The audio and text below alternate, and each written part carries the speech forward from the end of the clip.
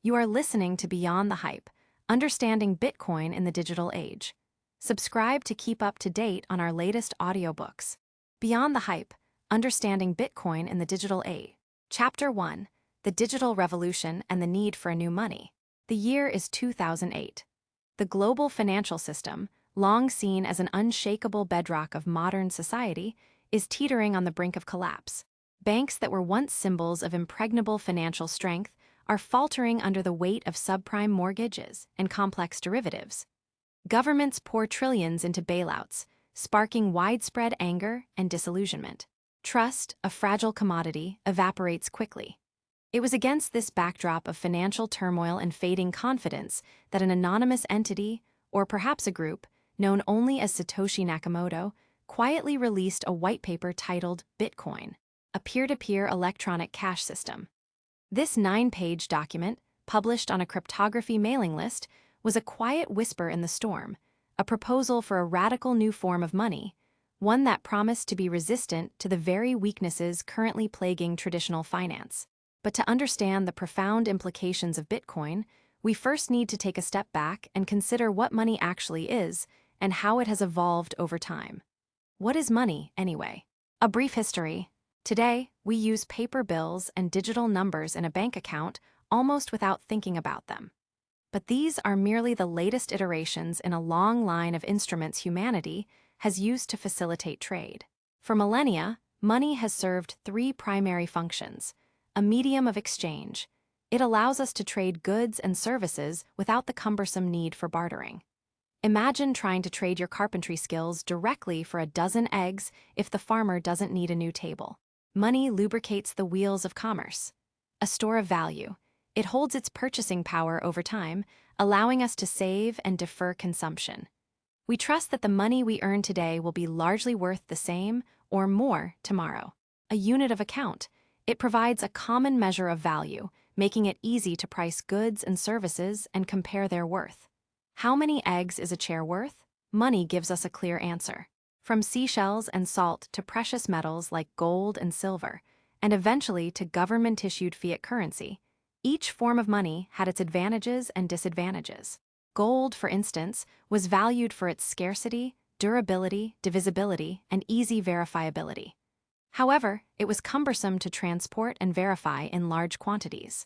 This led to the rise of banks, which held gold on deposit and issued paper receipts, making transactions easier. This was the genesis of our modern banking system and the centralizing force that would eventually become a point of contention. The era of digital money, convenience and control. Fast forward to the late 20th and early 21st centuries. The internet transformed how we communicate, work, and shop. Financial transactions, too, largely moved online. Most of the money we use today isn't physical cash. It's entries in databases managed by banks, credit card companies, and payment processors. This digital money brings unparalleled convenience. We can pay bills instantly, send money across continents with a few clicks, and shop online from anywhere. However, this convenience comes at a cost, particularly in the context of the 2008 crisis. Centralized control. Our digital money is controlled by intermediaries. Banks hold our deposits, and payment networks like Visa or MasterCard process our transactions. This means they have the power to freeze accounts, block transactions, or even censor payments. For most, this isn't an issue, but for those in oppressive regimes, or even for whistleblowers and activists, this can be a critical vulnerability. Trust in institutions. The system relies entirely on our trust in these institutions. We trust them not to abuse their power, to safeguard our money, and to act in our best interests. The 2008 crisis exposed how fragile this trust could be, as institutions deemed too big to fail made reckless decisions that impacted millions. Fees and delays. While online payments are fast for the user, the underlying systems often involve multiple intermediaries, leading to fees and sometimes settlement delays, especially for international transactions. Vulnerability to systemic risk. If a central institution fails, or if a major cyber attack compromises a central database, the entire system can be jeopardized. The dream of digital cash. For decades before Bitcoin, computer scientists and cryptographers had dreamed of creating digital cash, a form of money that could be transacted over the internet without relying on trusted third parties. They envisioned money that could be sent directly from one person to another, like physical cash, but with the speed and efficiency of digital communication. They sought to imbue digital money with the properties of cash: finality, privacy, relative to banks knowing all your transactions, and censorship resistance. Early attempts like Hashcash or DigiCash wrestled with fundamental problems, most notably the double spending problem: how to prevent someone from spending the same digital money twice, given that digital data is easily copied. Each attempt ultimately failed to achieve widespread adoption, largely because they couldn't fully decentralize the trust mechanism. They still relied on some central authority to mitigate double spending, thus reintroducing the very vulnerabilities they sought to avoid. Bitcoin, a response to a crisis, and a culmination of ideas. It was into this complex economic and technological landscape that Satoshi Nakamoto introduced Bitcoin.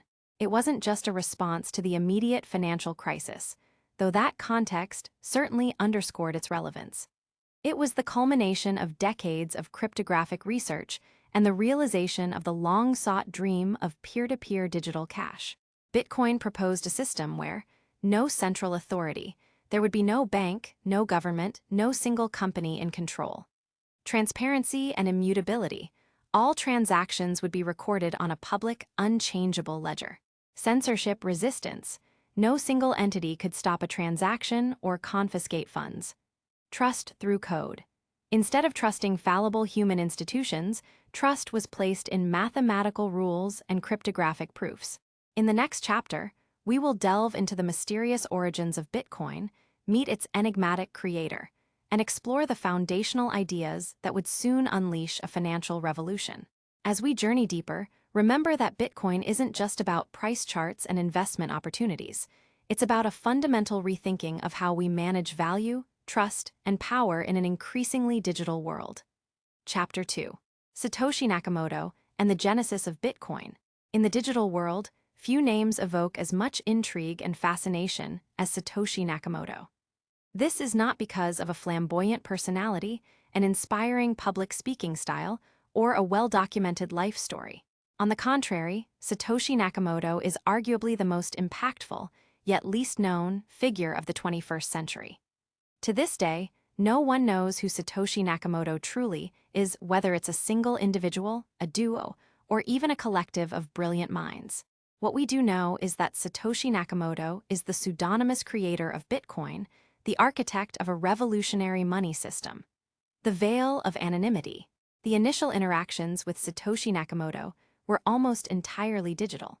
The white paper, Bitcoin, a peer-to-peer electronic cash system, was posted to a cryptography mailing list on October 31, 2008. This was not a flashy announcement, but a quiet, academic-style publication to a niche group of experts engaged in discussions about digital cash and privacy. Satoshi continued to communicate primarily through emails and forum posts on the bitcointalk.org forum, refining the software, interacting with early users, and quietly building the network. The decision to remain anonymous is central to understanding Bitcoin itself. Some speculate it was for personal safety, given the potential for disrupting powerful financial institutions. Others believe it was to ensure Bitcoin's decentralization from the very beginning, to prevent a cult of personality from forming around its creator, forcing the system to stand on its own technical merits rather than on the authority of its founder. Whatever the reason, this anonymity cemented Bitcoin's unique character as a project owned by no one, yet usable by everyone. Birth of the blockchain, the Genesis block. Just a few months after the white paper's release, on January 3, 2009, Satoshi Nakamoto brought Bitcoin to life by mining the very first block of the Bitcoin blockchain. This monumental event, known as the Genesis block, contained not only the initial set of Bitcoin transactions, but also a poignant message embedded within its code. This message read, "The Times 03/Jan/2009, Chancellor on brink of second bailout for banks." This headline, from the front page of the Times newspaper published that very day, served as a timestamp. proving that the Bitcoin network began after this date. More importantly, it acted as a powerful statement of purpose.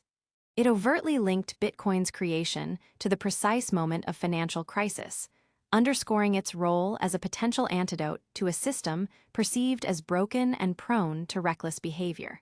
It was a digital shot across the bow, indicating a desire for a new financial paradigm built on trustless mechanisms rather than fallible human institutions. Precursors to Bitcoin, ideas floating in cyberspace. While Bitcoin was undoubtedly a breakthrough, it didn't emerge from a vacuum. Satoshi Nakamoto built upon decades of pioneering work in cryptography and digital cash. Many of the concepts within Bitcoin had been explored by brilliant minds long before 2008. Wei Dai's B-Money, 1998. This proposal outlined an anonymous, distributed electronic cash system, suggesting mechanisms for users to sign transactions cryptographically and broadcast them to a network. It explored the idea of a peer-to-peer network for transactions and preventing double spending, albeit with a different approach than Bitcoin's. Nick Szabo's BitGold, 2005. Though never fully implemented, BitGold envisioned a system where participants would mine a scarce digital commodity by solving computationally difficult problems, much like gold is mined from the earth. These BitGold tokens could then be transferred in a secure, verifiable way. Szabo's concepts of a proof-of-work system to create digital scarcity and a secure chain of ownership bear a striking resemblance to Bitcoin's core mechanics. Hashcash, 1997, by Adam Back. This system was designed as a proof-of-work algorithm primarily to combat email spam and denial-of-service attacks. It required a small, measurable amount of computational effort to create a valid message. Satoshi Nakamoto directly referenced Hashcash in the Bitcoin whitepaper as a solution for preventing spam and achieving distributed consensus. Satoshi Nakamoto's genius lay not in inventing every component from scratch, but in ingeniously weaving together these disparate cryptographic and computer science concepts into a coherent, functional, and unprecedented system. They solved the double spending problem, the critical flaw of previous digital cash attempts, by proposing a public, chronological ledger of all transactions, maintained and verified by the network itself, rather than a central authority. This ledger, as we will explore in the next chapter, is the blockchain. The early days and Satoshi's departure. In the early months and years, Satoshi Nakamoto was active, refining the code, fixing bugs, and engaging with collaborators. One of the most notable early figures was Hal Finney, a renowned cryptographer and early cypherpunk. Finney was the recipient of the very first Bitcoin transaction from Satoshi Nakamoto and was instrumental in testing and debugging the early software. This small community of cypherpunks, cryptographers, and tech enthusiasts shared a vision of empowering individuals with tools for privacy and economic freedom. Then, sometime in late 2010, Satoshi Nakamoto disappeared. Their last known public communication was an email in April 2011, stating they had moved on to other things. They handed over the network alert key and control of the Bitcoin Core code repository to Gavin Andresen, another key early developer, and vanished without a trace, leaving behind a global financial revolution.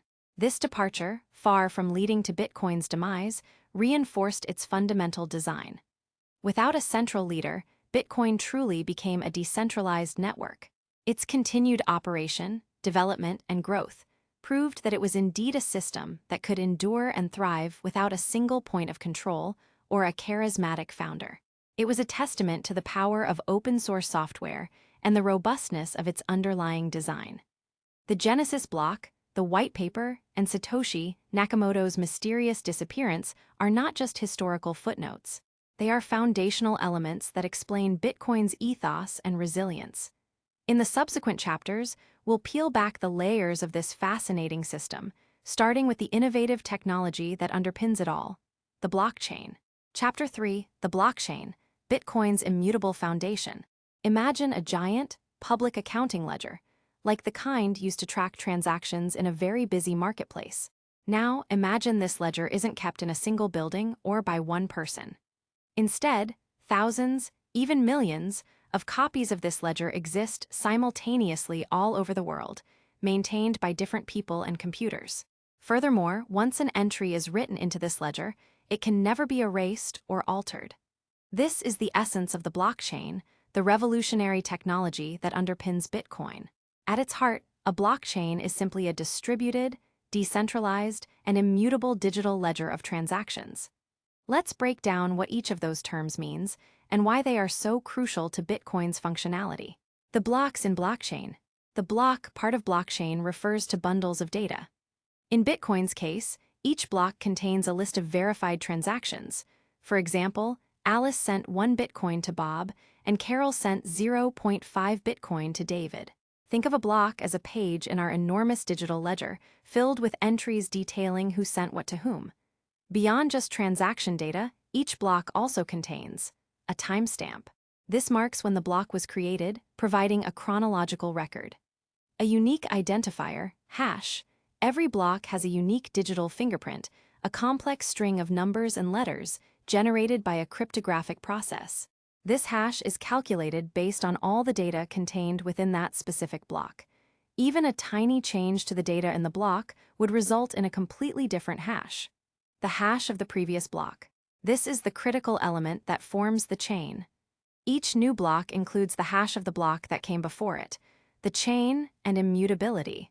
This interlocking system of hashes is what makes the blockchain so incredibly secure and immutable, meaning it's virtually impossible to alter past records.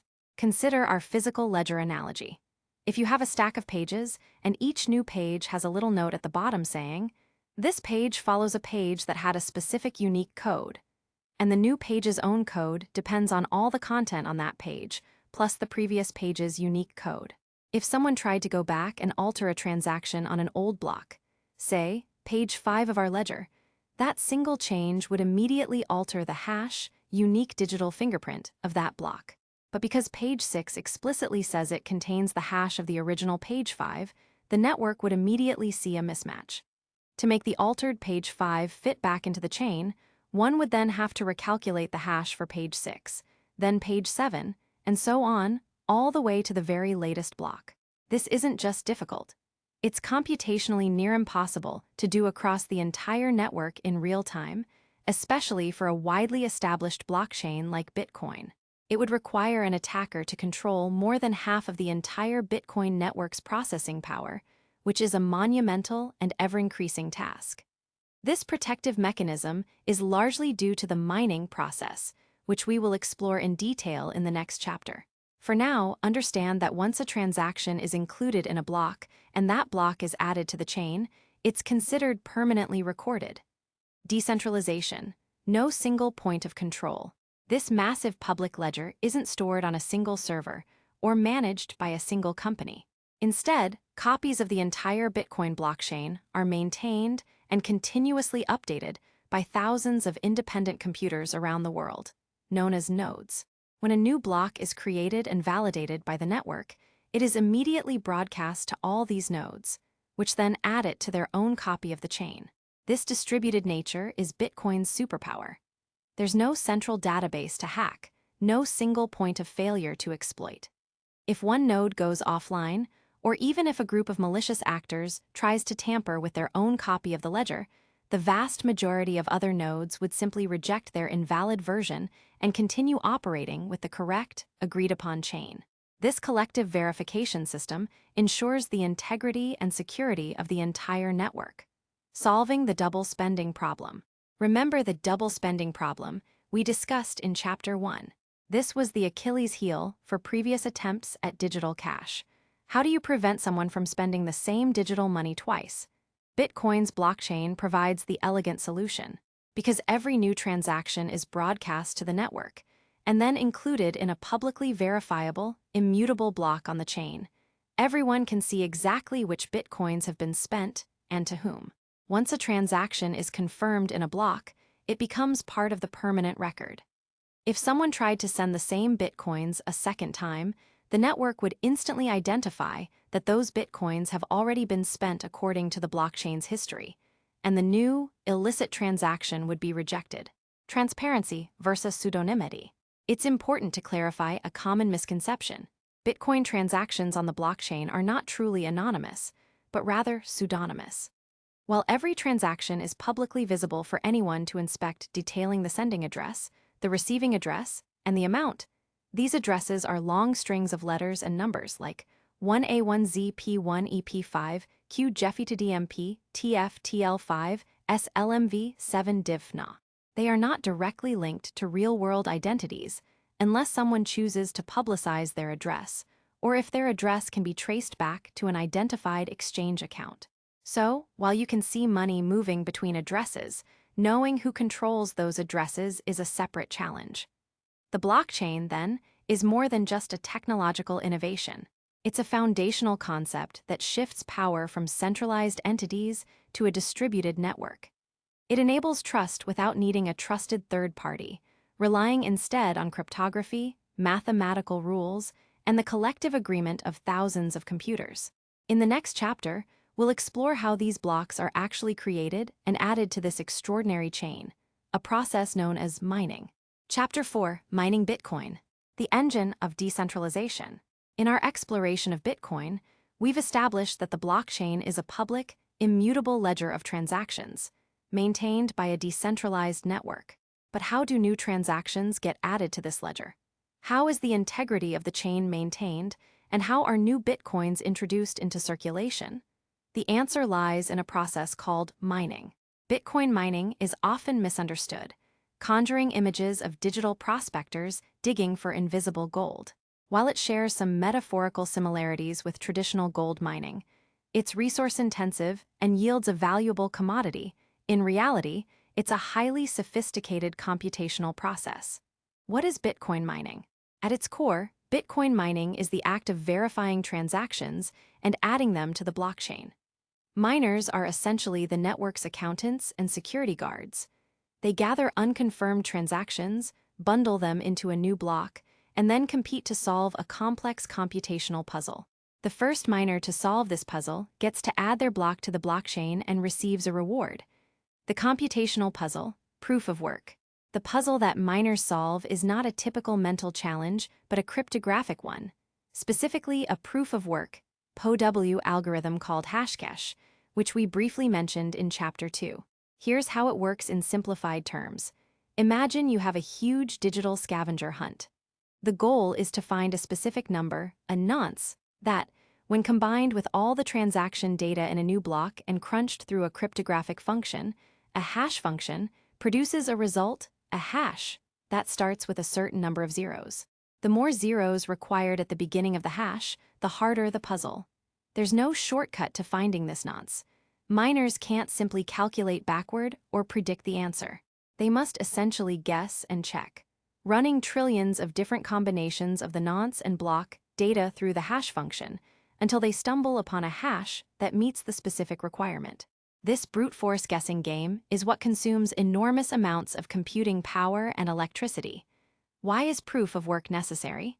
Proof of work serves several critical functions for Bitcoin: securing the network.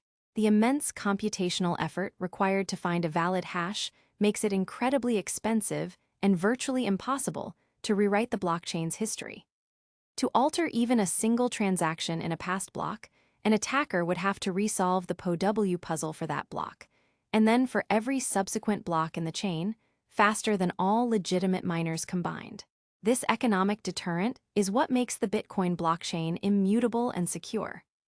Validating transactions. Miners verify every transaction in their proposed block to ensure it's legitimate, that the sender has sufficient funds, that the digital signatures are correct, and that there's no double spending attempt. Issuing new Bitcoins. This is how new Bitcoins are created. The first miner to successfully solve the puzzle for a new block receives a significant reward, which includes newly minted Bitcoins, the block subsidy, and any transaction fees attached to the transactions in that block. This reward incentivizes miners to dedicate their resources to securing the network. Decentralized consensus. Because thousands of miners are independently competing to solve the puzzle, and the network automatically adopts the longest valid chain, the one with the most cumulative proof of work, it achieves a decentralized consensus on the valid transaction history without any single authority. The difficulty adjustment. The Bitcoin network is designed to find a new block approximately every 10 minutes, regardless of how many miners are active or how powerful their computing equipment is. How does it achieve this consistency? Through a mechanism called the difficulty adjustment. Roughly every 2 weeks, or precisely, every 2016 blocks, the network automatically adjusts the difficulty of the proof of work puzzle. If blocks have been found faster than every 10 minutes on average, the difficulty increases, making the puzzle harder. If blocks have been found slower, the difficulty decreases, making it easier. This ingenious self-regulating system ensures the predictable and secure creation of new blocks, even as mining technology advances or the number of miners fluctuates. The mining reward and halving. As mentioned, miners are rewarded with newly minted bitcoins and transaction fees.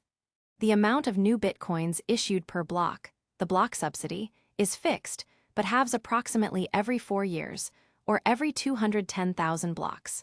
This event is known as the halving. Initially, in 2009, the reward was 50 bitcoins per block. In 2012, it halved to 25 BTC. In 2016, it halved to 12.5 BTC. In 2020, it halved to 6.25 BTC. The next halving is expected around 2024. This programmed scarcity is crucial to Bitcoin's economic model. It ensures a diminishing rate of new supply until the maximum supply of 21 million Bitcoins is reached, estimated to be around the year 2140. After that, miners will be compensated solely by transaction fees. The energy debate. One of the most common criticisms leveled against Bitcoin mining is its energy consumption. It's true that the global Bitcoin network consumes a significant amount of electricity, often compared to the power usage of small to medium-sized countries. This high energy consumption is a direct consequence of the proof-of-work security model. The harder the puzzle, the more power is dedicated to solving it, creating a stronger security guarantee. However, the debate is nuanced. Renewable energy. A significant and growing portion of Bitcoin mining uses renewable energy sources, hydro, solar, wind, because these are often the cheapest sources of power in remote locations. Miners can often utilize otherwise stranded or curtailed energy. Economic incentive for efficiency. Miners are constantly seeking the most energy-efficient hardware and the cheapest sources of electricity to maximize their profits, leading to innovation in green energy solutions. Security for value. Proponents argue that the energy spent secures a trillion-dollar network, enabling censorship-resistant, permissionless global transactions, and that the value derived from this security justifies the energy expenditure. Much like gold mining or the traditional banking system, also consume vast amounts of energy. Ultimately, Bitcoin mining is a competitive, energy-intensive process that forms the backbone of the network's security and decentralization. It ensures that no single entity can control the money supply or conspire to alter the transaction history. In the next chapter, we will delve deeper into the cryptographic principles that underpin not just mining, but the entire fabric of Bitcoin, the invisible shield that protects your assets and identity. Chapter 5. Cryptography. The invisible shield of Bitcoin. We've explored the blockchain as Bitcoin's public ledger and mining as its security mechanism and issuance process. Now, let's delve into the fundamental science that underpins all of Bitcoin's robust features. Cryptography. Often referred to as the science of secret writing, cryptography is far more than just encryption. In Bitcoin, it provides the invisible shield that protects your assets, verifies transactions, and ensures the network's integrity. Without strong cryptography, Bitcoin as we know it simply wouldn't exist. It's the mathematical bedrock upon which trust is built in a trustless system. Hashing, the digital fingerprint. We briefly touched upon hashing in Chapter 3 when discussing how blocks are chained together. Hashing is a one-way mathematical function that takes an input data of any size and produces a fixed-size string of characters, known as a hash value or digest. Think of it like this. You put any document into a unique shredder, and it spits out a tiny, unique, jumbled mess that represents the original document. You can't reconstruct the original document from the jumbled mess, but if you put the exact same document into the shredder again, you'll get the exact same jumbled mess. Key properties of cryptographic hash functions that are crucial for Bitcoin. One-way function. It's practically impossible to reverse the process. You can't get the original input from the hash value. Deterministic. The same input will always produce the same output hash. Collision resistance. It's incredibly difficult to find two different inputs that produce the same hash output. Avalanche effect. Even a tiny change in the input data dramatically changes the hash output. Bitcoin primarily uses the SHA-256, secure hash algorithm 256-bit hash function. This function is fundamental to block headers. As discussed, each block's unique ID is its hash, incorporating the hash of the previous block, transaction data, and the miner's nonce. Proof of work. Miners compute countless SHA-256 hashes to find a hash that meets the network's difficulty target. Bitcoin addresses, public keys, which we'll discuss next, are hashed to create Bitcoin addresses, simplifying them and adding an extra layer of security. Public key cryptography, your digital identity and signature. This is perhaps the most revolutionary application of cryptography within Bitcoin. Public key cryptography, also known as asymmetric cryptography, uses a pair of mathematically linked keys, a public key and a private key. Private key. This is a secret, randomly generated string of numbers and letters. It's like the ultimate secret password or the physical key to your safe. Crucially, whoever controls the private key controls the bitcoins associated with it. It should never be shared and must be kept secure. Public key. This is mathematically derived from your private key, but it cannot be used to deduce the private key itself. It functions like an open lockbox. You can share your public key with anyone. In Bitcoin, your public key is then further processed, hashed, to create your Bitcoin address, which is what you share with others to receive funds. Here's how they work together for Bitcoin transactions. Creating a transaction. When you want to send Bitcoin, you sign the transaction using your private key. This digital signature proves that you are the legitimate owner of the funds and authorizes the transaction. Think of it as a super secure, unforgeable digital signature. Verifying a transaction. Anyone on the Bitcoin network can then use your public key to verify that the digital signature is valid and that the transaction was indeed authorized by the rightful owner of the funds without ever needing to know your private key. This is like a post office being able to verify the authenticity of a signature on a package without having access to the sender's actual pen. This public key cryptography system is what enables trust in a decentralized environment. You don't need to trust a bank to verify your identity. The mathematical link between your private and public keys and the validity of your digital signature handles that verification automatically across the network. The wallet and the keys. When you hear about a Bitcoin wallet, it's important to understand what it actually is. A Bitcoin wallet doesn't technically store your Bitcoins. Your Bitcoins reside on the blockchain, recorded as unspent transaction outputs. What a wallet stores are your private keys. These keys are your proof of ownership and your ability to spend your Bitcoins. Losing your private keys means losing access to your Bitcoins. Regaining them from the blockchain is impossible once the keys are gone. Implications of cryptography in Bitcoin. Security. The strength of Bitcoin's security largely stems from the robustness of its cryptographic algorithms. These algorithms are incredibly difficult to break with current computing technology. Authentication. Digital signatures powered by public key cryptography authenticate the sender of a transaction, ensuring that only the rightful owner can move funds. Integrity. Hashing ensures that once data is recorded on the blockchain, it cannot be tampered with without being immediately detected by the network. Privacy, pseudonymity.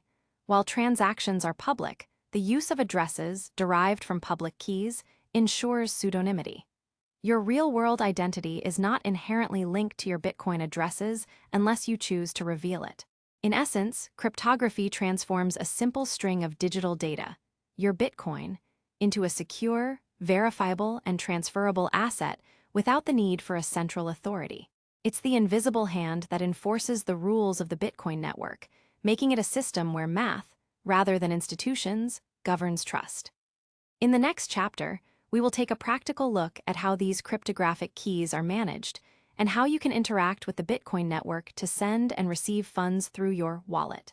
Chapter 6: Wallets and Transactions, Your Gateway to Bitcoin. We've laid the groundwork, discussing Bitcoin's historical context, its anonymous creator, the immutable blockchain, the energy-intensive process of mining, and the cryptographic wizardry that secures it all. Now, let's step out of the theoretical realm and into the practical world. How does an ordinary person actually interact with this revolutionary digital money? The answer lies in understanding Bitcoin wallets and the mechanics of a Bitcoin transaction. What is a Bitcoin wallet, really? When you hear the term Bitcoin wallet, it's easy to imagine a digital pouch or a virtual safe where your Bitcoins are physically stored. This is a common and important misconception. Unlike physical cash that sits in a leather wallet, Bitcoins do not exist as physical coins or even as digital files residing within a wallet application or device. Instead, every Bitcoin that has ever existed is indelibly recorded on the public blockchain as an unspent transaction output, UTXO. Think of it like this: your house isn't in your property deed. The deed simply proves your ownership of the house, which exists on a physical plot of land and is registered in a public land registry. Similarly, a Bitcoin wallet doesn't store Bitcoins. It stores the private keys that allow you to prove ownership of and spend those Bitcoins that are recorded on the blockchain. Your private key is the true secret behind your Bitcoin. It's a mathematically generated, extremely long, random string of characters, essentially a super secure password that unlocks access to the Bitcoins associated with it. Whoever controls the private key controls the Bitcoins. Losing your private key means losing access to your Bitcoins forever, as they cannot be recovered by anyone. Bitcoin addresses, your public signpost, derived from your private key, and its mathematically linked public key, which we discussed in Chapter 5, is your Bitcoin address. This is what you share with others when you want to receive Bitcoin. An address looks like a string of letters and numbers, such as 1K, FZZ, LKWS, XZZ, P2HJ, LZJ, 6Y93T3, TXM, QPGGX, or BC1QZIs. Think of a Bitcoin address like your email address or bank account number. You can freely share it for others to send you funds, but they cannot use it to access your money or learn your private key. Since these addresses are public, anyone can see the transactions associated with them on the blockchain, but without knowing the private key holder's identity, the address remains pseudonymous. Types of wallets: security versus convenience. Wallets come in various forms, each offering different trade-offs between convenience and security. The choice often depends on how much Bitcoin you hold and how frequently you need to access it. Software wallets, hot wallets. These are applications installed on your computer, tablet, or smartphone. Desktop wallets, programs like Electrum or Exodus offer a user-friendly interface. Mobile wallets. Apps such as Blue Wallet or Samurai allow you to send and receive Bitcoin on the go, often with QR code scanning for convenience. Web wallets/exchange accounts. These are wallets hosted by third-party services, often cryptocurrency exchanges like Coinbase, Binance. While convenient, they come with a significant caveat: you do not control your private keys. The exchange holds them for you. This means you are trusting the exchange with your funds, making them vulnerable to hacks, regulatory actions, or insolvency. The saying, "not your keys, not your coins," is highly pertinent here. Hardware wallets, cold wallets. These are dedicated physical devices. Think of a small USB stick designed specifically to store your private keys offline. Examples include Ledger and Trezor. Security. They offer a high level of security because your private keys never touch an internet-connected computer. Transactions are signed inside the device, and only the signed, but not the private key itself, is broadcast to the network. Backup. Most hardware wallets provide a recovery seed, a list of 12 or 24 words that allows you to restore your private keys and access your funds if the device is lost or damaged. Keeping this seed absolutely secure and offline is paramount. Paper wallets, cold storage. This involves simply printing your Bitcoin private key and its corresponding public address, often as QR codes, onto a piece of paper. Advantages: extremely secure if created offline on a clean computer and stored safely in a physical location, e.g., a safe deposit box. Disadvantages: prone to physical damage, fire, water, loss, or accidental disposal. Spending funds from a paper wallet can also be tricky and carries risks if not done carefully. Brain wallets. This is the act of memorizing your private key. While seemingly secure, it is highly discouraged due to the human brain's fallibility and the impossibility of truly random memorization, which makes such keys susceptible to brute force attacks by powerful computers. How a Bitcoin transaction works, from your perspective. Let's imagine Alice wants to send 0.1 Bitcoin to Bob. Here's a simplified breakdown of the process. Initiate transaction. Alice opens her wallet software, e.g., a mobile app. She enters Bob's Bitcoin address and the amount, 0.1 BTC. Transaction construction. Alice's wallet software creates a transaction message. This message combines the input, which Bitcoins Alice is spending from her previous transactions, the output, 0.1 BTC to Bob's address, and any change back to Alice's address, and a small transaction fee for the miners. Digital signature. Crucially, Alice's wallet then uses her private key to digitally sign this transaction message. This signature mathematically proves that Alice is the owner of the Bitcoins she is trying to send and authorizes the transfer. If Alice uses a hardware wallet, this signing happens securely inside the device. Broadcast to network. The signed transaction is then broadcast to the Bitcoin network. Verification and confirmation. Nodes and miners on the network pick up this transaction. Miners verify the signature and ensure Alice has the funds and isn't double spending them. If valid, they include it in a new block. Once the block containing Alice's transaction is added to the blockchain, it gains its first confirmation. As subsequent blocks are mined and stacked on top, the transaction gains more confirmations, becoming progressively more irreversible. For significant amounts, it's common practice to wait for at least 6 confirmations, roughly 1 hour, before considering a transaction truly final. Transaction fees. Incentivizing the network. Every Bitcoin transaction includes a small fee. This fee is paid to the miner who successfully adds your transaction to a block. Unlike traditional bank fees, which are often a percentage of the amount transferred, Bitcoin transaction fees are primarily based on the size of the transaction in bytes, which depends on how many inputs are included, not the value exchanged, and the current network congestion. Miners prioritize transactions with higher fees, as this maximizes their reward. If you pay a very low fee, your transaction might take a long time to confirm, or perhaps not be included in a block at all during peak network activity. Your wallet software will usually suggest an appropriate fee to ensure timely confirmation. Understanding how wallets function and how transactions are processed is vital for anyone using Bitcoin. It highlights the profound shift from reliance on centralized banks to individual responsibility and cryptographic security. In the next chapter, we'll delve into Bitcoin's multifaceted role as money, its potential as a store of value, a medium of exchange, and a unit of account in a rapidly evolving financial landscape. Chapter 7: Bitcoin as money, store of value, medium of exchange, and more. In the preceding chapters, we've dissected Bitcoin's technological foundations, from its cryptographic underpinnings to the distributed network that secures its ledger. Yet, the most profound aspect of Bitcoin is its audacious attempt to fundamentally redefine money itself. Is Bitcoin truly money? And if so, what kind of money is it? And how does it stack up against traditional forms like gold or government-issued currencies? To answer this, let's revisit the 3 classic functions of money that we introduced in Chapter 1. A medium of exchange, a store of value, and a unit of account. We'll examine how Bitcoin performs in each of these roles, acknowledging both its strengths and its current limitations. Bitcoin as a medium of exchange. A medium of exchange is anything that is widely accepted as payment for goods and services.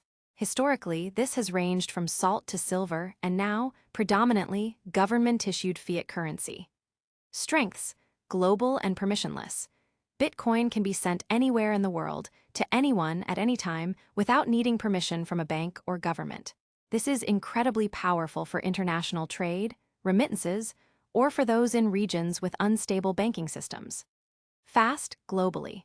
While a single Bitcoin transaction might take minutes to confirm on the blockchain, this is often faster and less expensive than traditional international wire transfers, which can take days and incur significant fees. Censorship resistant. Once confirmed, a Bitcoin transaction cannot be reversed or blocked by a third party, giving users financial sovereignty. Lower fees for high value. For large transfers of value, Bitcoin's transaction fees can be significantly lower than traditional financial institutions, which might charge percentage-based fees. Weaknesses. Volatility. Perhaps the biggest hurdle for Bitcoin as an everyday medium of exchange is its price volatility. Its value relative to traditional currencies, like the US dollar, can swing wildly, making it challenging for merchants to price goods or for consumers to predict purchasing power. Imagine buying a coffee for the equivalent of $5 one day, and that same amount of Bitcoin being worth only $3 or $8 the next. Scalability. Layer 1. The Bitcoin blockchain, often referred to as Layer 1, can only process a limited number of transactions per second, around 7. This limitation, a deliberate design choice to prioritize decentralization and security, makes it unfeasible for handling the transaction volume of a global payment network like Visa. Solutions to this, such as the Lightning Network, are being developed, and we will discuss them in detail in Chapter 11. Merchant adoption. While growing, the number of businesses directly accepting Bitcoin for everyday purchases is still niche compared to traditional payment methods. Despite these challenges, Bitcoin is increasingly used as a medium of exchange in specific contexts, such as cross-border payments, online purchases in certain industries, and most notably, in countries like El Salvador, which recognized Bitcoin as legal tender in 2021, allowing its citizens to use it much like their national currency. Bitcoin as a store of value. A store of value is an asset that can be held and exchanged at a later date without significant loss of purchasing power. Gold has traditionally served this role for millennia because of its inherent scarcity, durability, and historical acceptance. Strengths. Absolute scarcity. This is one of Bitcoin's most compelling features. There will only ever be 21 million Bitcoins mined. This fixed supply contrasts sharply with fiat currencies, which can be printed in unlimited quantities by central banks, often leading to inflation and erosion of purchasing power. This hard cap makes Bitcoin a truly hard asset. Predictable supply. The rate at which new Bitcoins are introduced into circulation is precisely defined and halves approximately every 4 years. The halving event from Chapter 4. This predictable, declining supply rate is a cornerstone of its store of value proposition. Censorship-resistant and globally accessible. Your Bitcoin cannot be seized or frozen by a government or institution, and it can be accessed from anywhere in the world with an internet connection, offering a powerful hedge against geopolitical instability or capital controls. Digital gold. Many proponents refer to Bitcoin as digital gold, due to its similar properties of scarcity, durability, divisibility, and portability, even more so than physical gold. It also requires mining efforts to acquire. Weaknesses. Volatility. While often seen as a strength for its potential for rapid appreciation, this volatility makes it a risky store of value in the short term. Its value can decrease significantly, subjecting holders to considerable financial risk. Lack of long history. Compared to gold's thousands of years of history, as a store of value, Bitcoin is still a relatively young asset, making long-term predictions about its stability as a store of value subject to ongoing debate. For many, Bitcoin serves as a hedge against inflation and a potential safe haven asset, especially in regions experiencing hyperinflation or economic uncertainty. It represents a non-sovereign, digital alternative to traditional stores of value. Bitcoin as a unit of account. A unit of account provides a common measure of value, allowing us to price goods and services and compare their worth. For instance, in the US, almost everything is priced in dollars. Strengths. Divisibility. Bitcoin is highly divisible. The smallest unit of Bitcoin is called a Satoshi, named after Bitcoin's creator, and 1 Bitcoin is equal to 100 million Satoshis, 0.000000001 BTC. This allows for microtransactions and very precise pricing, far beyond traditional currencies. Fungibility. One Bitcoin is essentially identical to any other Bitcoin. They are interchangeable, like $1 bill is interchangeable with another. Weaknesses. Volatility. This is where Bitcoin currently struggles most significantly as a unit of account. Due to its constant price fluctuations against fiat currencies, it's impractical for everyday pricing. Imagine trying to run a coffee shop where the price of a latte changes every hour because its Bitcoin value is fluctuating. Most businesses that accept Bitcoin still price their goods in a fiat currency and then convert that price to Bitcoin at the moment of transaction.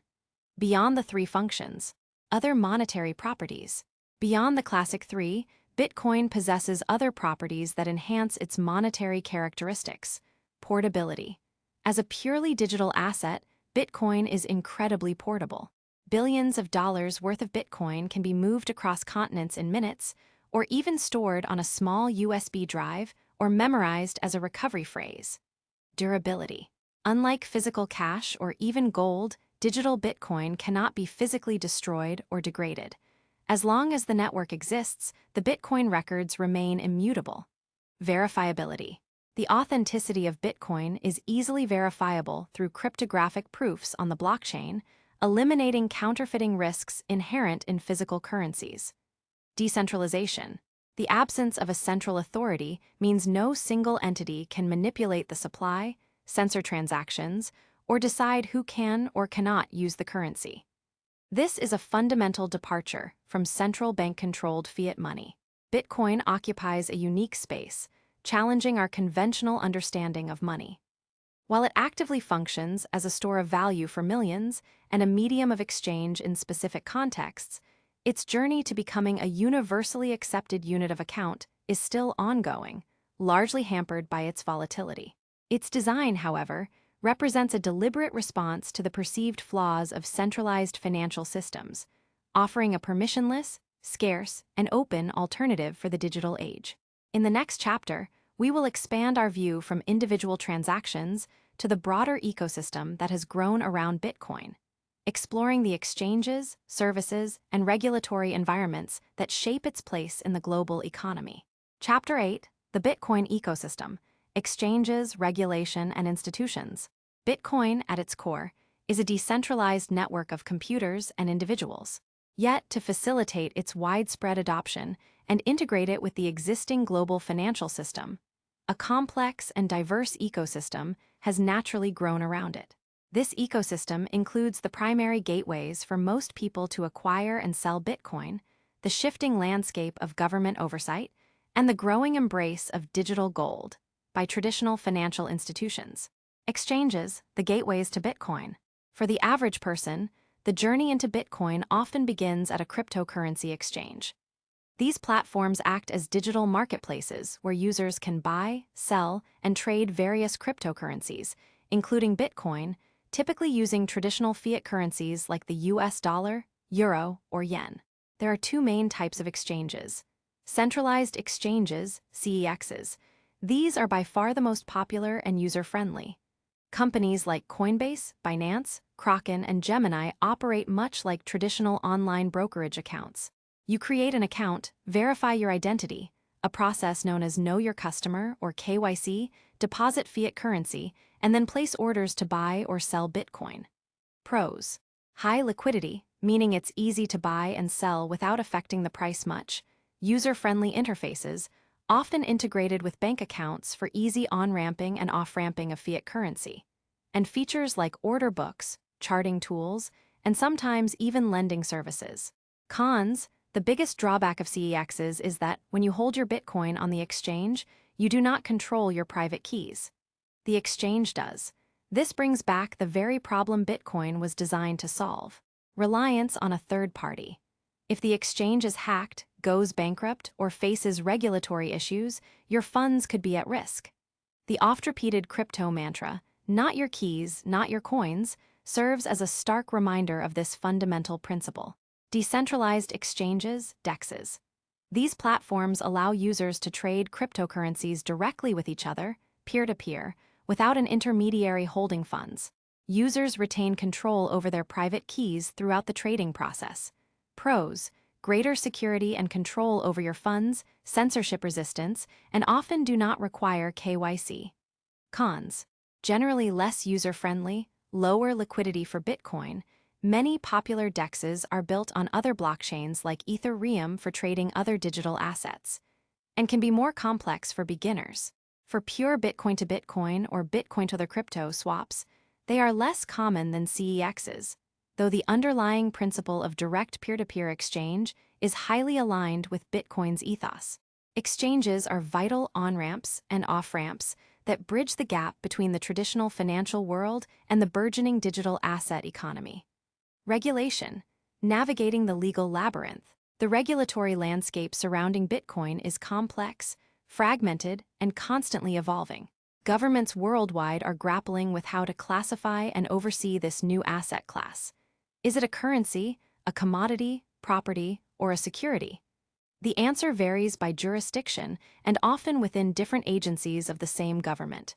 Key areas of regulation include anti-money laundering, AML, and Know Your Customer, KYC. Most centralized exchanges are required to implement strict AML and KYC procedures, collecting personal information from users to prevent illicit activities like money laundering and terrorist financing. This compliance is a major reason why Bitcoin, while pseudonymous on the blockchain, is largely traceable to real-world identities when bought or sold through regulated exchanges. Taxation. In many countries, including the United States, Bitcoin is treated as property for tax purposes, not currency. This means that buying and selling Bitcoin or using it to purchase goods or services can trigger capital gains or losses, which must be reported. The rules vary significantly across nations, creating a complex web for international users. Consumer protection.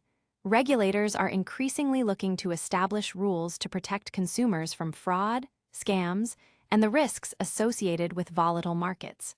Licensing and operations.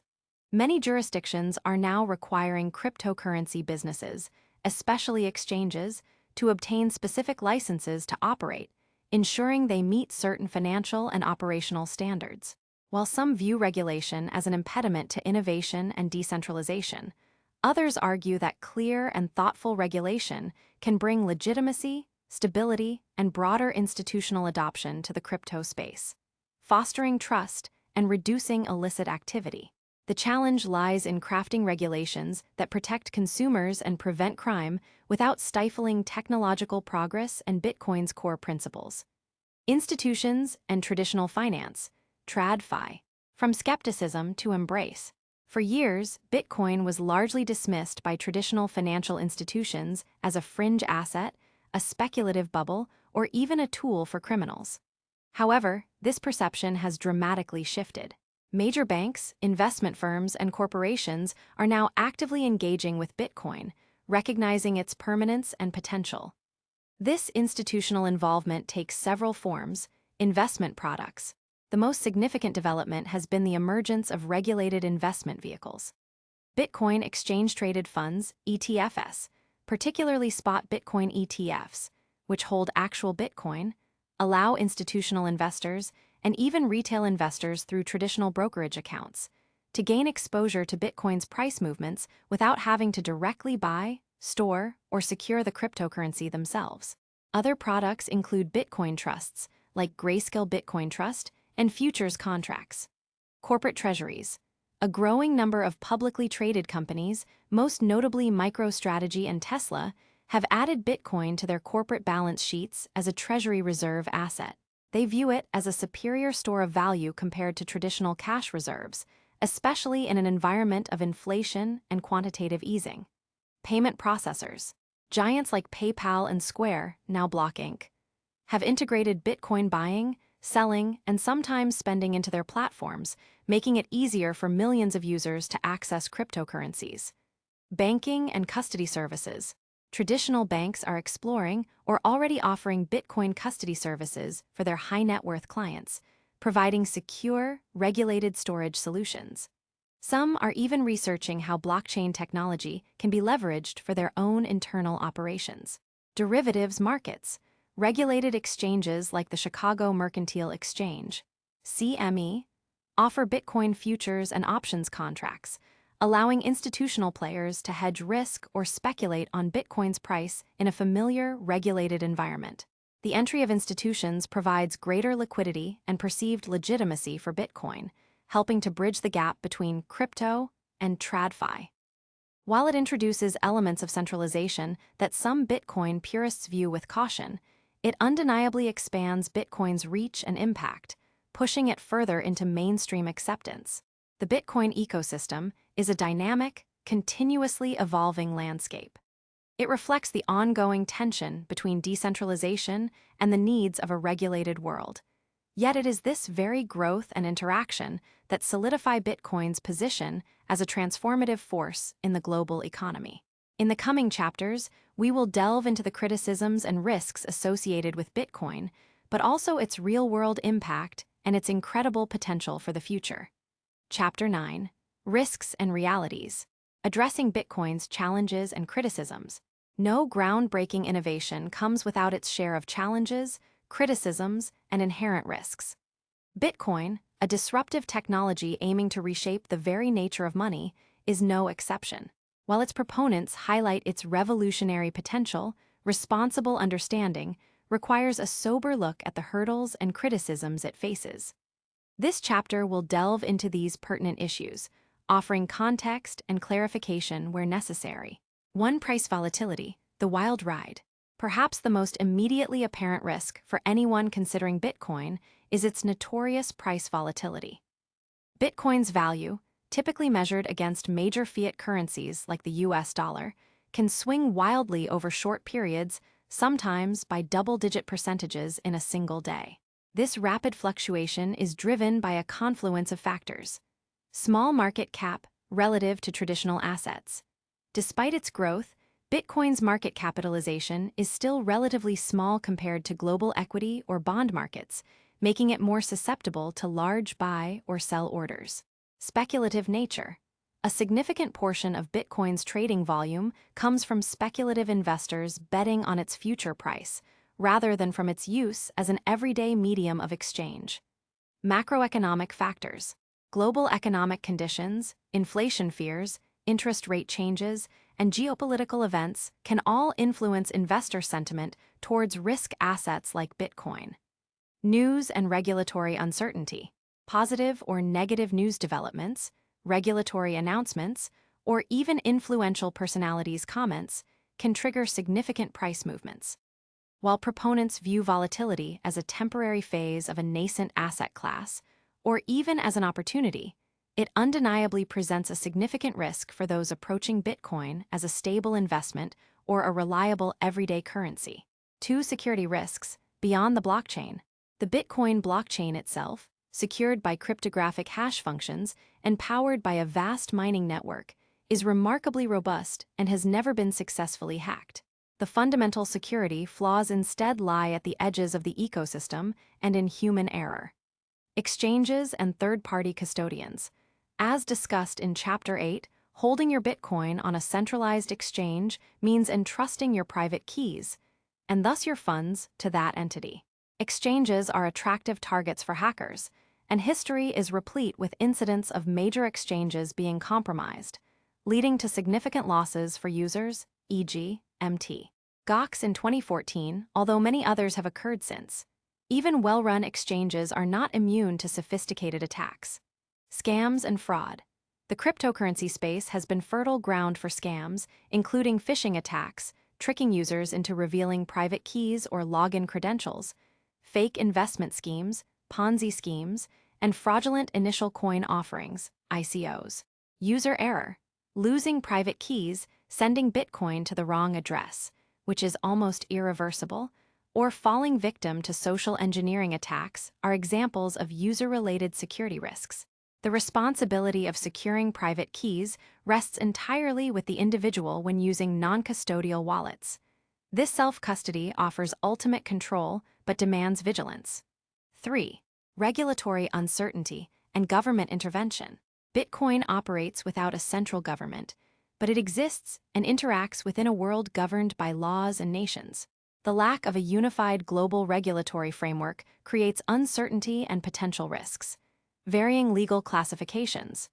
Different countries classify Bitcoin differently: currency, commodity, property, security, leading to inconsistent tax treatments and business requirements. Potential bans or restrictions. While outright global bans are challenging given Bitcoin's decentralized nature, individual countries could impose restrictions on its use, mining, or exchange, impacting its accessibility and value within those jurisdictions. Several countries, e.g., China, have cracked down on Bitcoin mining and trading activities within their borders. Future regulations. Financial regulators are constantly developing new rules for digital assets, which could impact user privacy, KYC requirements, or the functionality of certain services.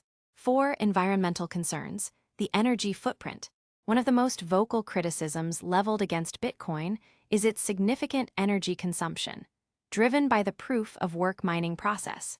The network's energy usage is often compared to that of entire countries, raising concerns about its carbon footprint and contribution to climate change. While the energy debate is complex, as noted in Chapter 4, with arguments about renewable energy mix, stranded energy utilization, and the value of the security provided, it remains a legitimate and important challenge for Bitcoin, especially in an era of increasing environmental awareness. Continuing efforts by the mining industry to shift towards sustainable energy sources and improve energy efficiency are critical for addressing this concern. 5. Scalability challenges. Transaction throughput.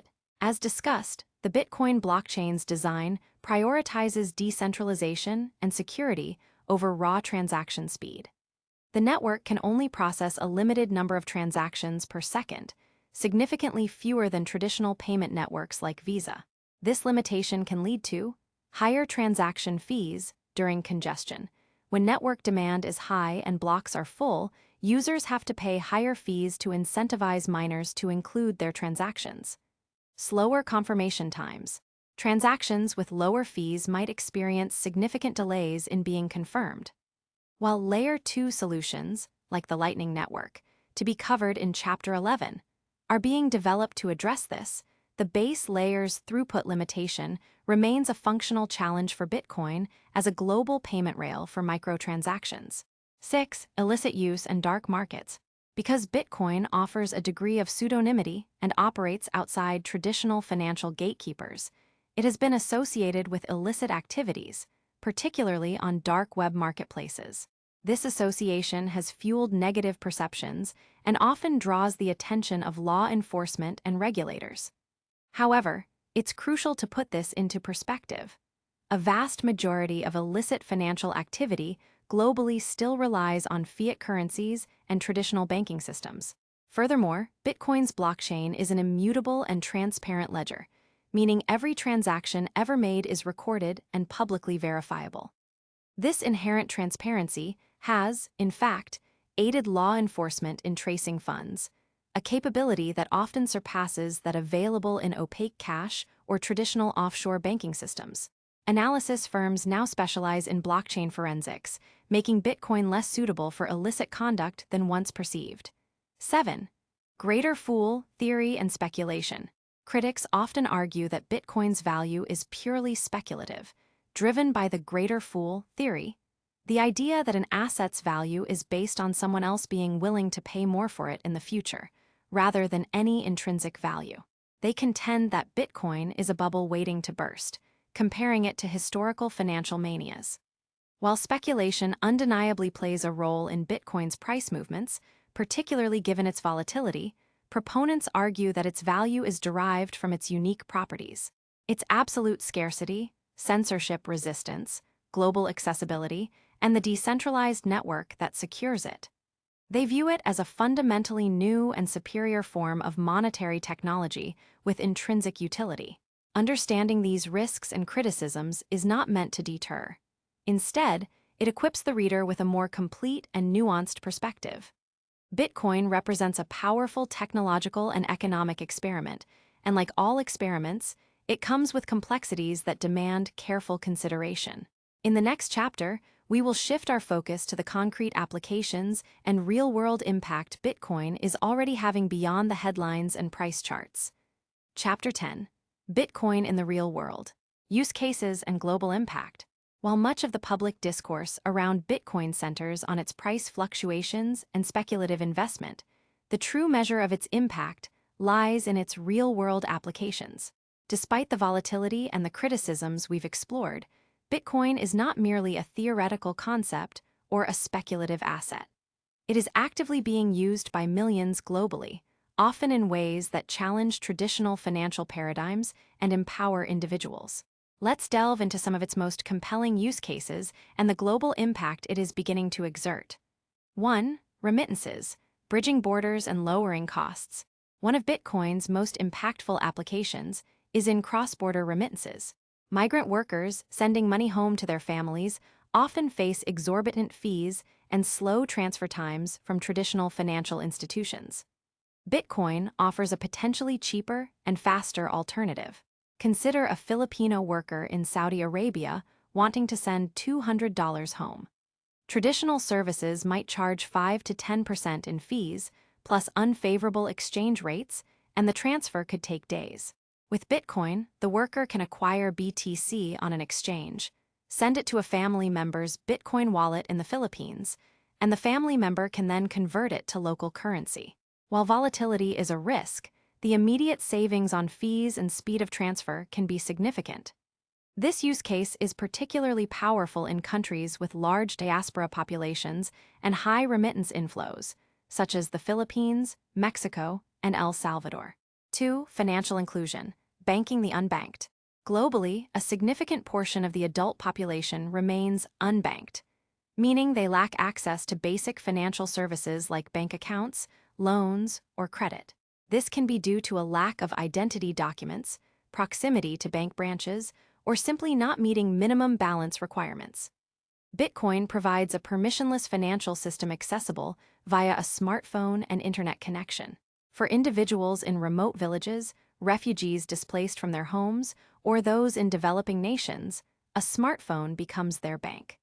They can receive and store value, send payments, and even access decentralized finance, DeFi applications without needing a traditional bank account. This financial empowerment can unlock economic opportunities for millions previously excluded from the traditional financial system. 3. Censorship resistance and protection against authoritarianism. In countries with unstable governments, hyperinflation, or authoritarian regimes, Bitcoin offers a lifeline. When governments can seize bank accounts, control capital flow, or rapidly devalue their national currency through excessive printing, Bitcoin acts as a digital safe haven. Protecting savings. For citizens in countries experiencing rampant inflation, like Venezuela, Argentina, or Zimbabwe, holding their savings in Bitcoin can protect their purchasing power from a rapidly devaluing fiat currency. While volatile against stable currencies, it can offer relative stability against a currency hyperinflating at 50% per month. Facilitating dissidence. Activists, journalists, and human rights organizations operating under repressive regimes can use Bitcoin to receive donations or conduct transactions without fear of censorship or government seizure. Their financial activity bypasses traditional choke points. For example, during times of protest or humanitarian crises, organizations have raised funds via Bitcoin, directly reaching those in need when traditional banking channels are blocked. 4. E-commerce and international trade. While not yet a dominant payment method for everyday retail, Bitcoin has found niches in e-commerce, particularly for international transactions and privacy-conscious consumers. Lower fees for merchants. For online businesses, especially those dealing with international customers, credit card processing fees can be substantial, often 2 to 4%. Bitcoin transactions, while incurring a network fee, can be significantly cheaper, particularly for larger transactions, and carry no risk of chargebacks since they are irreversible. Faster settlements. Funds received in Bitcoin can settle almost instantly, after a few confirmations on the blockchain, improving cash flow for merchants compared to the days or weeks required for traditional bank settlements. Niche markets. Certain online services, privacy-oriented vendors, and businesses in industries with higher fraud risk, like VPNs or hosting services, have embraced Bitcoin as a preferred payment method. 5. Donations and philanthropy. Bitcoin enables transparent and borderless donations. Charitable organizations can accept Bitcoin, allowing donors from anywhere in the world to contribute directly, often with lower processing fees than traditional donation platforms. The transparency of the blockchain allows donors to verify that their funds reached the intended address, fostering greater trust. Numerous nonprofits, from humanitarian aid organizations to open-source software projects, now accept Bitcoin donations. 6. Institutional adoption and mainstream integration. As discussed in Chapter 8, the increasing involvement of traditional financial institutions signals a major shift in Bitcoin's real-world impact. Accessible investment. Bitcoin ETFs and other regulated products allow everyday investors to gain exposure to Bitcoin through their existing brokerage accounts, democratizing access to this new asset class. Corporate treasuries. Companies holding Bitcoin on their balance sheets legitimize it as a serious asset and illustrate its potential as a hedge against inflation. MicroStrategy's significant Bitcoin holdings, for example, have made headlines and inspired others. Payment processors. Integrations by major payment players like Square, Block Inc.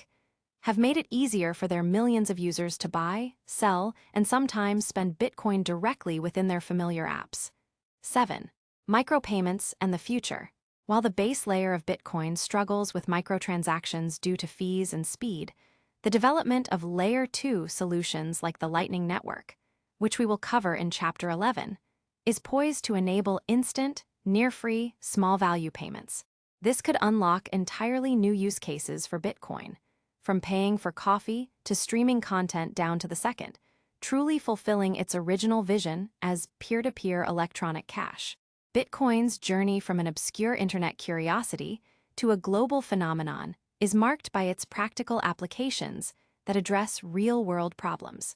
It's a digital asset that challenges the status quo, offering capabilities that traditional finance often struggles to match. While its path to ubiquitous adoption is still unfolding, its current impact is undeniable, proving that Bitcoin is far more than just internet money. It's a potent tool for economic empowerment and a force for change in the digital age. In our next chapter, we'll dive into the technical solutions aiming to scale Bitcoin to meet global demand. Chapter 11: The Lightning Network and Scaling Bitcoin for the Future. Throughout this book, we've celebrated Bitcoin's innovative design, its robust security, and its potential to revolutionize money. However, a recurring challenge has surfaced: scalability. The Bitcoin blockchain, as we've learned, processes new blocks roughly every 10 minutes, and each block can only hold a limited amount of transaction data. This design prioritizes security, decentralization, and immutability over raw transaction speed and capacity. While excellent for securing large transfers and providing ultimate finality, this means the base layer of Bitcoin currently handles only a handful of transactions per second. A far cry from the thousands or tens of thousands processed by global payment networks like Visa. This limitation means that during periods of high demand, transaction fees can rise significantly, and confirmation times can lengthen. For Bitcoin to become a truly global medium of exchange for everyday purchases, think buying a coffee or paying for online content, a solution was needed to allow for instant, near-free transactions without compromising the security of the underlying blockchain. Enter the Lightning Network. What is the Lightning Network? The Lightning Network is often referred to as a Layer 2 solution. Imagine Bitcoin's main blockchain as the fundamental railway tracks connecting major cities, slow, sturdy, and designed for hauling significant cargo, large-value transactions. The Lightning Network, then, is like building a network of smaller, faster, private express routes on top of those main tracks, allowing for rapid movement of goods, smaller transactions, between specific points without having to go through the central switching yard every single time. It's a payment protocol built on top of the Bitcoin blockchain that enables participants to make off-chain transactions without the need for a trusted third party. These transactions are nearly instantaneous and incur minimal fees, making Bitcoin suitable for micropayments. How does the Lightning Network work? The core concept behind the Lightning Network is payment channels. Here's a simplified breakdown. Opening a payment channel. Let's say Alice wants to make frequent, small payments to her favorite online content creator, Bob. Instead of making a new on-chain transaction for every payment, Alice and Bob collectively open a payment channel on the Bitcoin blockchain. They do this by sending a small amount of Bitcoin, say 0.01 BTC each, into a special multi-signature address on the main chain. This opening transaction is recorded on the blockchain, just like any other Bitcoin transaction. Once confirmed, this Bitcoin is locked in their channel, visible to both Alice and Bob. Off-chain transactions. Now, Alice and Bob can conduct an unlimited number of transactions within this channel off the main blockchain. For example, Alice can pay Bob 0.0001 BTC for a video. These payments aren't broadcast to the entire Bitcoin network. Instead, Alice and Bob simply update a shared balance sheet or ledger that tracks who owes whom within their channel. Each update is cryptographically signed by both parties, ensuring agreement and security. They can do this dozens, hundreds, or even thousands of times a day, without fees other than the initial channel opening. Routing payments through channels. The network, part of Lightning, comes into play when Alice wants to pay Carol, but they don't have a direct payment channel open. If Alice has a channel open with Bob and Bob has a channel open with Carol, Alice can route her payment through Bob. Bob acts as a temporary intermediary, essentially forwarding Alice's payment to Carol using his own channel. This routing can extend across multiple hops. The Lightning Network uses smart contracts and cryptographic techniques to ensure that these multi-hop payments are secure and atomic, meaning either the payment completes successfully through all intermediaries, or it doesn't happen at all without any party losing funds. Bob or any other intermediary might take a tiny routing fee, mere Satoshis, for their service. Closing the channel. When Alice and Bob are finished with their frequent payments or want to reclaim their funds, they can close the payment channel. The final net balance of all the transactions conducted off-chain is then recorded as a single transaction on the main Bitcoin blockchain. This closing transaction is just one entry, regardless of how many hundreds of transactions occurred within the channel. Benefits of the Lightning Network. Instant confirmation. Transactions within a Lightning channel are almost instantaneous, confirmed in milliseconds. Extremely low fees. Fees are negligible, making micropayments practical for the first time. Massive scalability. The network can theoretically handle millions, even billions of transactions per second, as most activity occurs off-chain. Increased privacy. Individual transactions within channels are not recorded on the public blockchain, enhancing privacy for regular payments. New use cases. Enables new payment models like pay-per-second streaming, in-game purchases, and automated machine-to-machine payments. Limitations and challenges. While revolutionary, the Lightning Network is still evolving and has some complexities. Liquidity management. Users need to ensure their channels have sufficient liquidity, available Bitcoin to send and receive payments. Online requirement. For security against old channel states being broadcast, users, or their chosen service providers typically need to be online to monitor their channels. This makes it less suitable for long-term cold storage of significant amounts. User experience, UX. While improving rapidly, setting up and managing Lightning channels can still be more complex for the average user compared to a simple on-chain transaction or using a centralized exchange. Routing issues. Large, multi-hop payments can sometimes fail if there isn't a sufficient path of connected, well-funded channels. Real-world impact and the future. The Lightning Network is already having a tangible impact, particularly in regions where Bitcoin adoption is high. El Salvador. Following El Salvador's adoption of Bitcoin as legal tender, the Lightning Network, often accessed through services like the government-backed Chivo wallet, became crucial for enabling everyday transactions, from buying groceries to paying for transport. Global adoption. Lightning-enabled wallets and applications are growing in popularity, facilitating micropayments for online services, content creators receiving tips and faster remittances. Continuous development. Developers are constantly working on improving the user experience, increasing network robustness, and enhancing privacy features. The Lightning Network doesn't replace the main Bitcoin blockchain. Rather, it complements it. The base layer remains the secure, decentralized settlement layer for large value transfers and for opening-closing channels, while Lightning handles the vast majority of everyday transactions efficiently and cheaply. This multi-layered approach is key to Bitcoin's long-term vision of becoming a truly global, permissionless monetary system capable of serving billions of people and enabling a new era of digital commerce. In our final chapter, we'll explore Bitcoin's enduring legacy and its profound potential beyond just its code. Chapter 12. Beyond the Code, Bitcoin's Enduring Legacy and Potential. We have journeyed through the intricate landscape of Bitcoin, from its genesis in the crucible of a financial crisis to its complex technical architecture, economic properties, and burgeoning real-world applications. We've peeled back the layers of its anonymity, unpacked the revolutionary blockchain, demystified the energy-intensive process of mining, and understood the cryptographic shield that protects it. We've also candidly addressed its criticisms and limitations. Now, as we conclude our exploration, it's crucial to look beyond the immediate headlines and price charts, beyond the mere technical specifications, and contemplate Bitcoin's enduring legacy and its profound potential for the future. For Bitcoin is more than just a digital currency. It is a powerful idea, an invention that challenges fundamental assumptions about money, trust, and power. A new paradigm of trust, from institutions to code. Perhaps Bitcoin's most significant contribution is its pioneering establishment of a truly decentralized, trustless system for value transfer. For centuries, our financial world has operated on a foundation of centralized trust.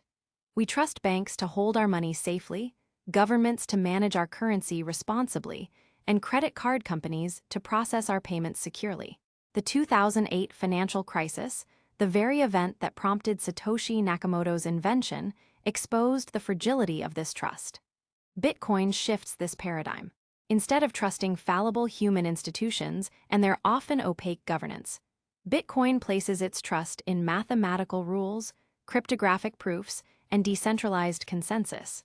Its immutable blockchain, secured by an economic incentive model, guarantees that transactions, once recorded, cannot be altered or reversed by any single entity. This is a radical departure, offering a form of money that is resistant to censorship, seizure, and the inflationary pressures of unlimited printing. Empowerment and financial inclusion. For those accustomed to stable currencies and robust banking systems, Bitcoin might seem like an abstract technological curiosity, but for billions around the world, it offers a tangible path to economic freedom and financial inclusion. It serves as a lifeline in crisis. In nations racked by hyperinflation or political instability, Bitcoin allows individuals to protect their savings from rapidly devaluing fiat currencies and to conduct essential transactions when traditional banking channels fail or become oppressive. A tool for the unbanked. For the vast unbanked population, a smartphone with a Bitcoin wallet becomes a portable bank, granting access to global financial networks previously out of reach. This has the potential to unlock economic opportunities and elevate living standards. Censorship-resistant value.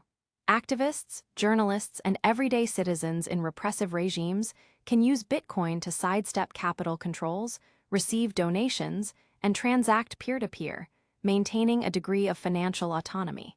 The evolution of digital gold.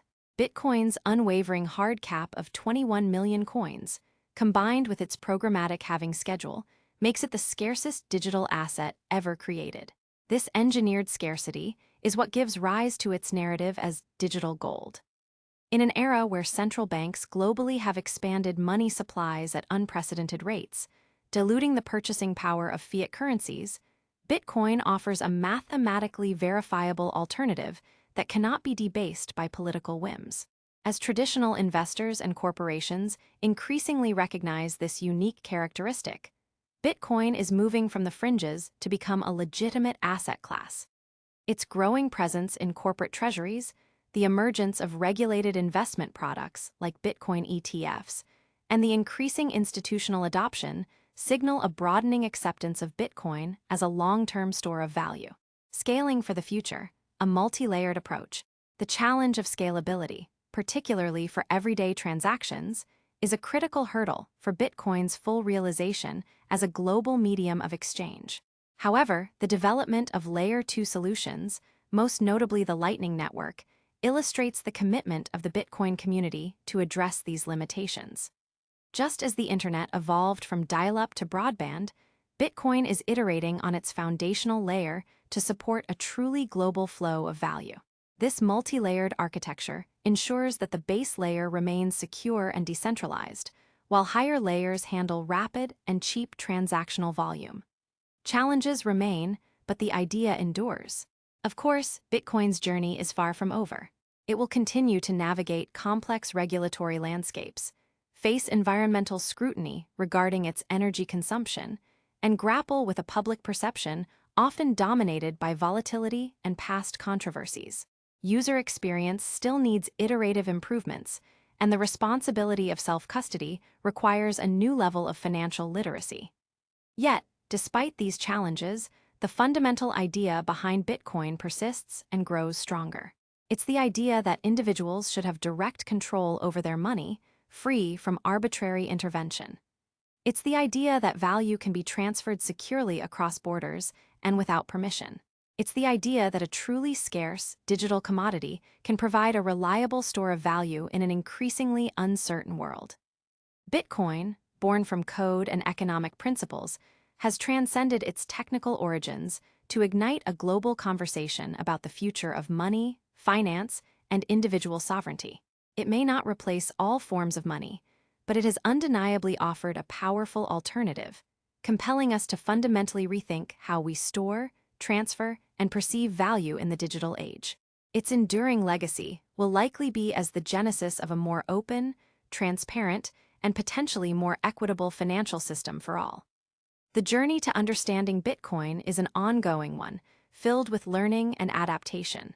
As a reader, you are now equipped with the foundational knowledge to critically engage with this fascinating technology, to discern reality from hype, and to comprehend its profound implications for the world to come.